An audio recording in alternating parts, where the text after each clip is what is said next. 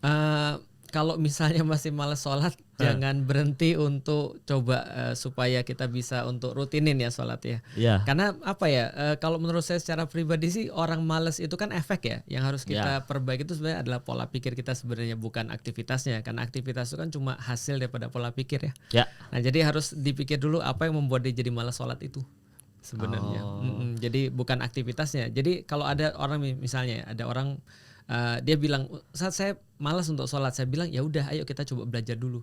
Saya nggak membenarkan malas sholatnya, tapi saya ngajak dia belajar dulu karena saya tahu bahwa itu cuma efek doang dan kita nggak ada gunanya untuk fokus pada efek. mmm, Nah sedangkan sebabnya itu adalah di sini nih, di kepala dia isinya.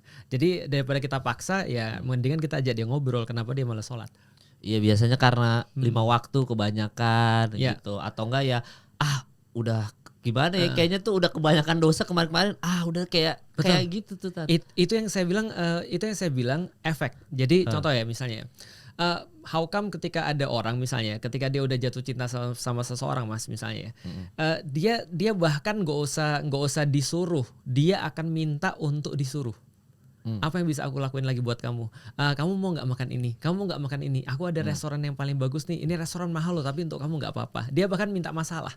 Jadi orang yang jatuh cinta itu minta masalah kan gitu. ya, Nah berarti masalahnya bukan nggak bisa dong, tapi kurang cinta. Nah itu yang kita bahas. Nah berarti cintanya itu dulu yang ditumbuhkan, maka hasilnya adalah orang mau sholat, orang mau untuk zakat, orang mau puasa dan segala macam aturan. Maka kalau orang bahas tentang Islam ini kita langsung masuk ke hal yang rumit ya. iya, Kalau nggak kita apa-apa Tat, kita lanjut bahas Tat. Islam ya misalnya ya. Ya, Islam itu kan bagi beberapa orang rumit ya. ya, Kenapa bagi beberapa orang rumit? Karena dia mulai langsung penjelasannya syariat. Tapi kalau dia mulai penjelasannya adalah justru dari rasa cintanya, akidahnya dulu, rumit itu jadi enggak. Jadi enggak fair ketika contoh misalnya ada orang-orang barat misalnya dia bilang Islam tuh rumit banget. Sholat 5 waktu, harus harus puasa sebulan penuh, ada zakatnya, ada ini dan itu rumit banget nih banyak aturan. Nah, sementara dia nggak pernah bahas cintanya dulu.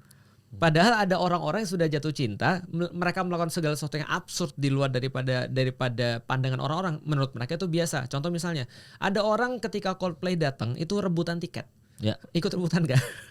enggak Tat, Enggak ya? enggak, Bisa ikut rebutan tiket. Kadang-kadang sampai nggak masuk akal loh. iya, Sampai penjualan keberapa tuh katanya tuh. iya, Sampai kemudian apa katanya sampai ini ya penjualan terus penjualan lagi terus dijual lagi dan seterusnya. mmm, Sampai tembus 30-40 juta ya. Tapi orang mau. Bagi kita kan absurd.